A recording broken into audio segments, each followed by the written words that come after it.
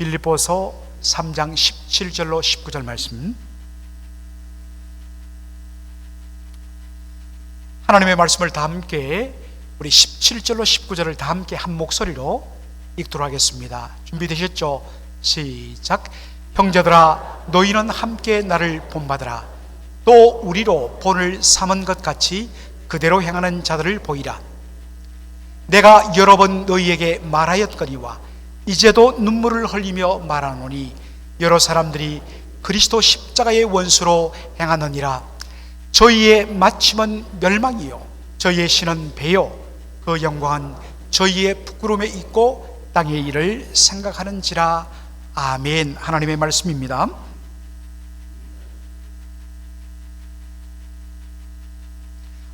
오늘 본문 빌립보 3장 18절에 보니까 바울의 탄식이 나옵니다. 여러 사람들이, 사실은 영어 성경을 보면 많은 사람들이 그리스도 십자가의 원수로 행하고 있다라고 탄식하고 있습니다. 여러분, 바울이 지금 여기 언급하는 그리스도 십자가의 원수로 행하는 사람들, 이들은 누구일까요? 여러 주장들이 있지만 거의 모든 신약 성경학자들은 바로 그리스도 십자가의 원수로 행하는 사람들, 이들인 유대인이라고 이야기하고 있습니다. 여러분, 왜 유대인들은 그리스도 십자가의 원수로 그렇게 행하였을까? 우리가 질문을 던져봅니다. 왜 그랬을까요? 제가 3주 전에 고린도전서 1장을 가지고 설교하면서 언급을 했습니다만, 다시 우리 고린도전서 1장 23절을 보도록 하겠습니다. 시작. 우리는 십자가에 못 박힌 그리스도를 전하니 유대인에게는 거리 끼는 것이요 이방인에게는 미련한 것이로되. 바울이 어디를 가든지 전하는 복음은 동일했습니다. 십자가에 못 박힌 그리스도, 하나님의 아들 예수 그리스도, 그분이 우리를 대신하여 십자가에 피 흘려 못 박혀 죽으심으로 우리의 모든 죄값을 다 갚치렸고, 그 결과로 우리가 구원을 받고 하나님으로부터 놀라운 구원의 은혜를 누리게 되었다. 이것이 십자가 복음이었습니다.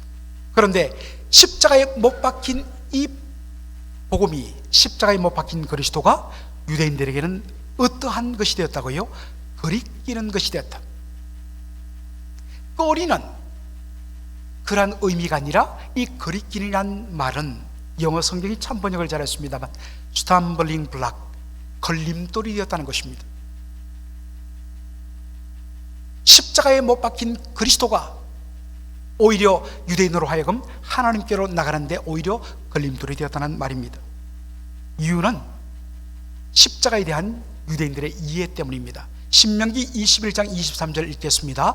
나무에 달린 자는 하나님께 저주를 받았음이니라. 유대인들에게 있어서 십자가 할 때 신명기 21장 23절이 그들의 머리에 박혔습니다. 나무에 달린 자마다 하나님께 저주를 받았음이라. 십자가는 하나님께 저주받음, 하나님께 버림받음의 상징입니다. 그런데 어떻게 하나님 보내신 그리스도 메시아, 그리고 하나님의 아들이 하나님께 저주받고 버림받은 죽음의 상징인 십자가에 달려 죽을 수 있는가? 이것은 도리어 하나님에 대한 모독이다. 이것 때문에 그 당시 유대인들은 사도 바울이 복음을 전하는 곳마다 따라다니면서 복음을 방해하곤 했습니다. 그것을 가장 잘 보여주는 본문이 사도행전 14장에 나옵니다. 14장 19절 우리 다 같이 읽겠습니다. 유대인들이 안디옥과 이고니온에서 와서 무리를 초인하여 돌로 바울을 쳐서 죽은 줄 알고 성 밖에 끌어내치니라. 이 말씀의 배경은 사도 바울이 안디옥 교회로부터 파송을 받아서 1차 선교여행 온 곳이 바로 이 갈라디아 지역이었습니다. 험준한 타우루스 산맥을 넘어서 오늘날 터키의 이 중앙부에 있는 갈라디아 지역, 거기 첫 도시가 비시디아 안디옥인데 거기서 복음을 전했습니다. 제가 2년 전에 본문을 가지고 한번 말씀을 전했지요. 그 가운데 주께서 영생을 주기로 작정하신 자들은 다 구원을 받았는가 하면 복음을 전했을 때, 십자가에 못 박힌 그리스도를 전했을 때 거기 있던 유대인들이 일어나서 사도 바울을 핍박합니다. 그래서 쫓겨나서 간 곳이 이고니온이었습니다. 거기서도 또한 유대인들이 반발했습니다. 그래서 어디까지 왔느냐면 루스드라에까지 왔습니다. 여러분, 지도를 한번 볼까요? 저 북쪽에 터키의 중심부 첫 번째 도시, 갈라디아의 첫 번째 도시가 비시디아 안디옥입니다. 안디옥 뒤에 갈로 열고 빗자라고 써 있는데 비시디아 안디옥을 뜻합니다. 저기로부터 루스트라, 지도상으로도 제법 멀지요. 아주 터키 땅이 아주 넓은 땅 아닙니까? 그리고 그 사이에는 아나톨리아 산맥이란 산맥이 가로놓여 있습니다. 험준한 산악지대입니다. 여러분, 비시디아 안디오로부터 루스트라까지 거리가 얼마나 될까요? 140마일, 225km. 여러분, 미국처럼 고속도로가 잘 프리웨이가 닦여진 곳에도 140마일 정도를 가려면 몇 시간이 걸릴까요?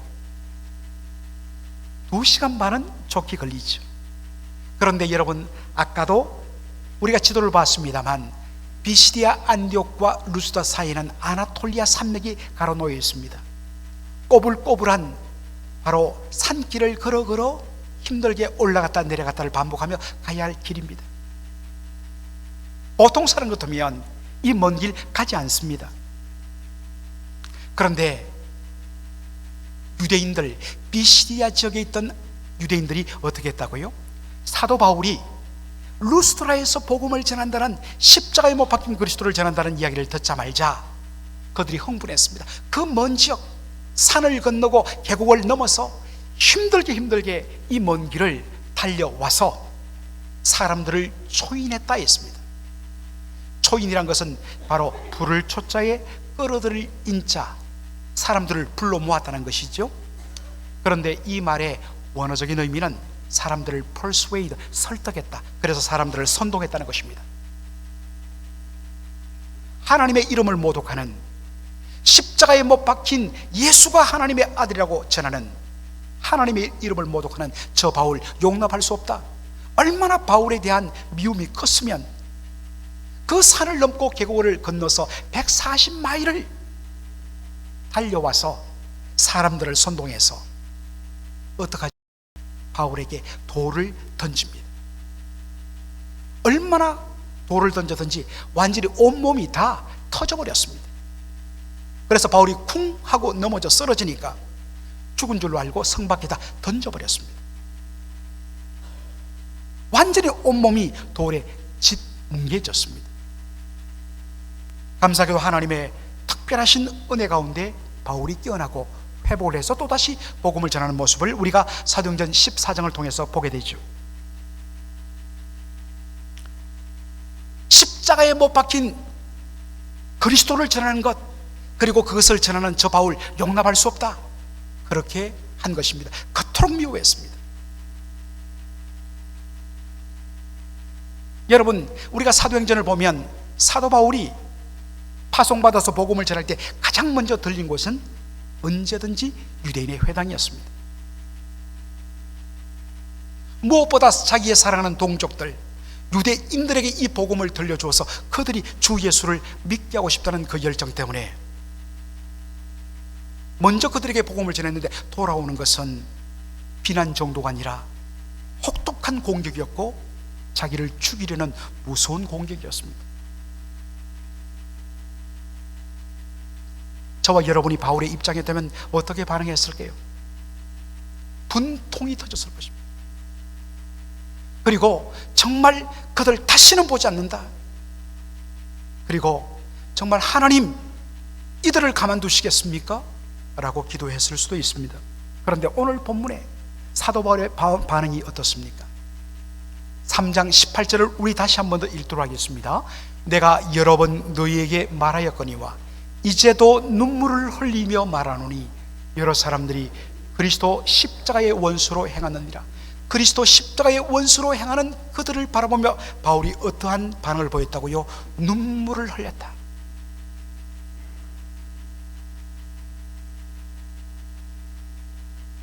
왜 바울이 눈물을 흘렸을까요? 3장 19절이 그것을 보여줍니다. 저희의 마침은 멸망이요, 저렇게 살면 저들의 끝은 멸망과 영원한 심판밖에 없는데 눈이 가려져서 저렇도록 구원의 주님을 비방하고 복음에 대하여 대적하는 저들, 이제 곧 멸망과 심판을 향하여 달려가는 저들을 보면서 마음이 무너졌습니다.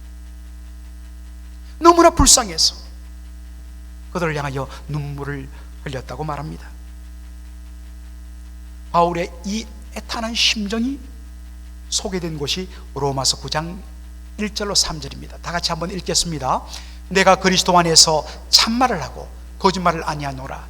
내게 큰 근심이 있는 것과 마음에 그치지 않는 고통이 있는 것을 내 양심이 성령 안에서 나로 더불어 증가하노니, 나의 형제 곧 골육의 친척을 위하여 내 자신이 저주를 받아 그리스도에게서 끊어질지라도 원하는 바로라. 바울이 말합니다. 한 가지 자기에게 끊임없이 그치지 않는 마음의 고통과 아픔이 있다.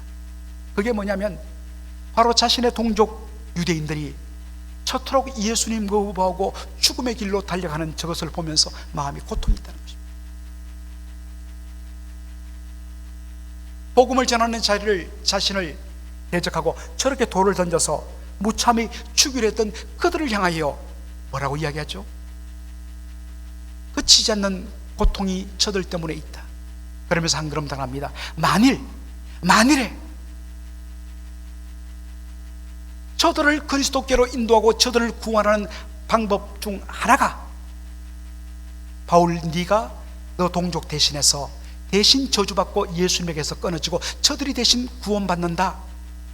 만일에 그런 길이 있다면 나 거의 저주받고 예수님에게서 끊어지고 저들이 예수님께 붙기를 원한다. 그렇게 말했습니다. 여러분, 우리가 여기서 질문을 던져야 됩니다. 도대체 무엇이 바울로 하여금 이토록 그리스도의 십자가 원수로 행하는, 복음을 전하는 자신을 이토록 미워하고 대적하는 바로 그 유대인들을 향하여서 어떻게 이런 눈물을 가졌으며 이렇게 그치지 않는 근심과 고통을 가지고 있었을까?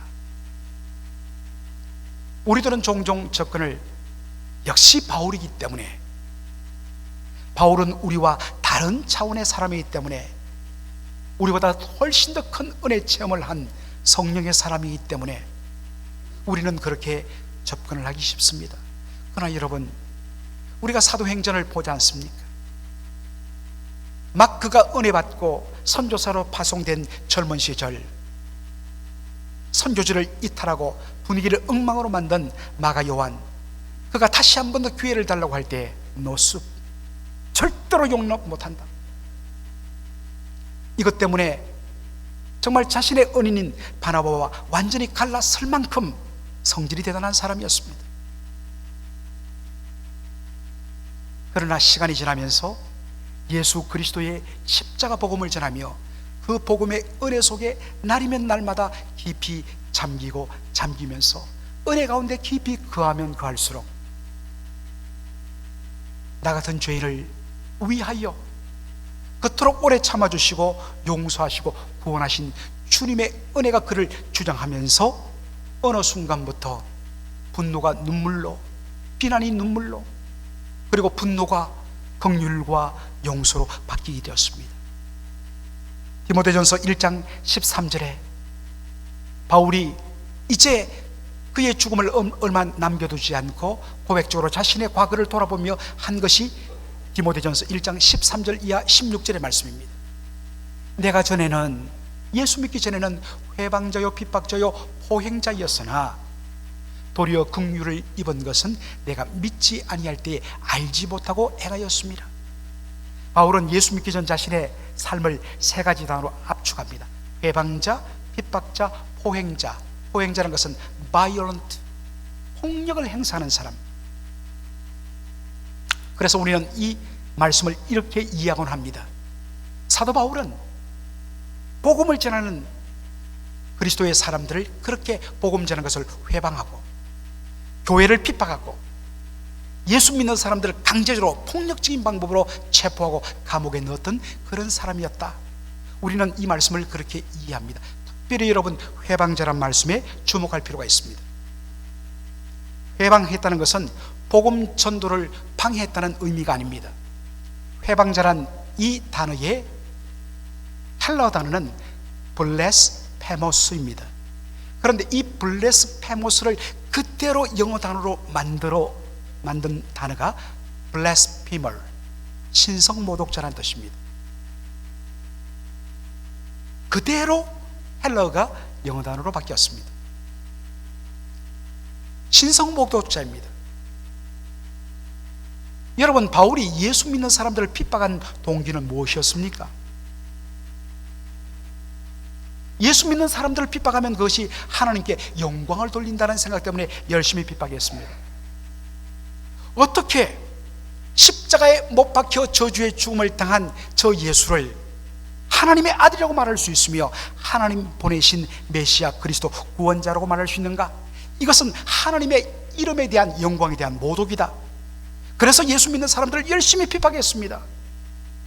그렇게 하면 하나님을 기쁘시게 할 줄 알았습니다. 그런데 예수 믿고 구원받고 눈이 열려서 보니까, 비늘이 떨어지고 보니까 자신이 한 그 모든 행동이 도리어 하나님의 이름을 모독하는, 그가 열심을 내면 낼수록 그것이 하나님의 이름을 모독한 신성모독죄였다는 것을 깨닫게 되었습니다.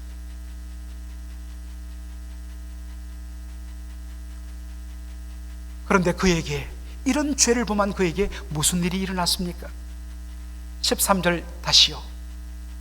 내가 전에는 회방자요 핍박자요 포행자였으나 도리어 긍휼을 입은 것은 내가 믿지 아니할 때에 알지 못하고 행하였습니다. 그런 자신이 주님께로부터 긍휼함을 입고 용서를 받았다는 것입니다. 그런데 용서하신 그 이유, 주께서 불쌍히 여기시고 구원하신 그 이유가 독특합니다. 왜 용서해 주셨는가? 바울이 믿지 아니할 때에 알지 못하고 모르고 행하기 때문입니다. 여러분, 세상적으로 그리고 우리의 삶 가운데서도 알고 고의적으로 행한 것은 더 나쁘지만 모르고 했다 하더라도 무지도 죄다, 모르고 한 것도 죄라고 우리는 지적하고 공격하고 비판합니다. 그런데 우리 주님은 어떻게 반응하시는가? 몰랐기 때문에 그런 거예요. 알면 안 그랬을까요? 몰랐기 때문에 내가 너를 용서한다. 이것이 주님께서 바울을 용서한 이유였습니다. 우리 예수 믿는 사람들, 하나님의 놀라운 긍휼을 입은 우리들도 주께서 동일하게 적용해 주셨습니다. 그렇다면 우리도 다른 사람에 대하여 몰랐기 때문에 알았으면 안 될 거야, 몰라서 그랬지 뭐, 이런 여유로움과 넉넉함이 우리 예수 믿는 구원받은 사람에게 있어야 된다는 말씀입니다. 주님께서 바울을 긍휼히 여기시고 용서하신 또 하나의 더 본질적인 이유가 있습니다. 16절을 다 같이 읽도록 하겠습니다. 시작. 그러나 내가 긍휼을 입은 까닭은 예수 그리스도께서 내게 먼저 1절 오래 참으심을 보이사 그의 주를 믿어 영생 얻는 자들에게 본이 되게 하려 하심이니라. 주님께서 자신에게 1절 오래 참을 보여서서 마침내 구원을 해주셨다는 것입니다. 여러분, 여기에 1절 오래 참으심을 영어 성경으로 보면 unlimited patience입니다. 무한정.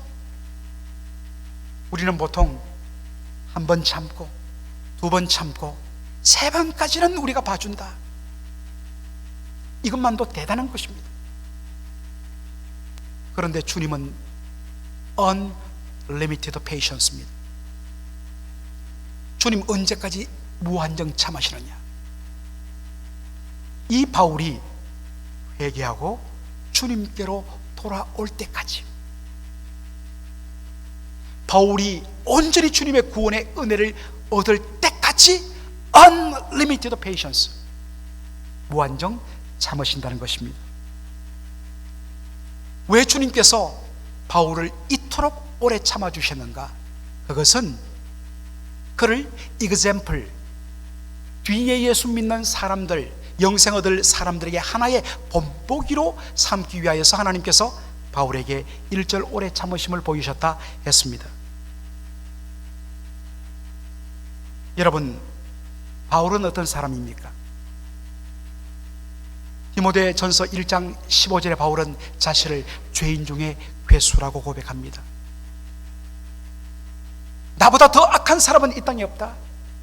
그러므로 나 같은 사람은 절대로 용서받을 수 없는 죄인이다. 이것이 죄인 중에 괴수란 말입니다.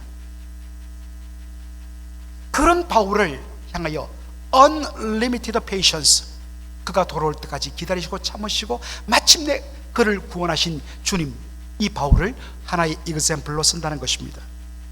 어떤 사람이 말합니다. 우리가 복음을 전할 때에 저 같은 사람은 절대로 이 놀라운 은혜와 용서를 받을 자격이 없습니다. 제가 양심이 있지요. 저 같은 죄인이 어떻게 예수 믿어요? 어떻게 천국 가요? 그럴 때 우리 주님이 말합니다. 얘야, 너보다 훨씬 더 악하던 바울도 용서받았단다. 죄인의 괴수라고 이야기하는 바울도 용서받았다면 너도 용서받을 수 있어. 하나님 다른 사람들을 설득하며 다른 사람들을 구원하는 본보기로 삼기 위하여 죄인의 괴수인 바울을 오래 참으시고 용서했다는 말씀입니다.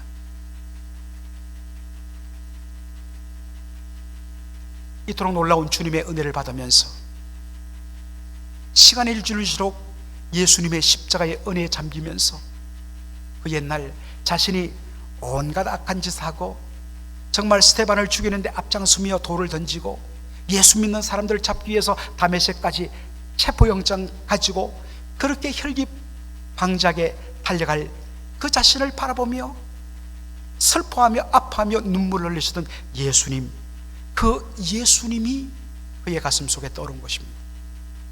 그래서 어느덧 이 그리스도의 놀라운 용서와 오래 참으심의 은혜에 그가 온전히 녹아지게 되니까 예수님의 눈물이 자신의 눈물이 되고 예수님의 기도가 자신의 기도가 어느 사이에 되어버린 것이죠. 십자가의 놀라운 은혜와 사랑에 취하지 않고 그 은혜에 젖지 않고서는 있을 수 없다는 것을 보여주는 것입니다. 그냥 예수 믿고 구원받고 은혜 받았다고 자동적으로 이루어지지 않는다는 것입니다. 십자가 밑에서 예수님을 향하여서 침뱉음과 욕설과 조롱이 쏟아졌습니다. 네가 어떻게 하나님의 아들이냐? 네가 진짜 하나님의 아들이라면 십자가에서 내려와 봐라. 어떻게 하나님 아들이 하나님 앞에 저주받은 상징인 십자가에 달려 죽을 수 있느냐? 조롱이었습니다.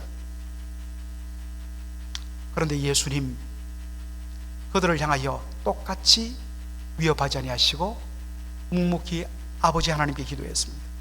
아버지여, 저희를 사하여 주옵소서. 왜냐하면 저희는 저희가 자기 하는 것을 알지 못하기 때문입니다.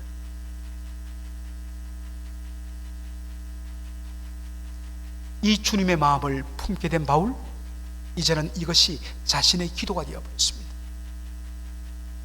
사랑하는 성도 여러분, 이제 말씀을 마무리하면서 여러분의 주위에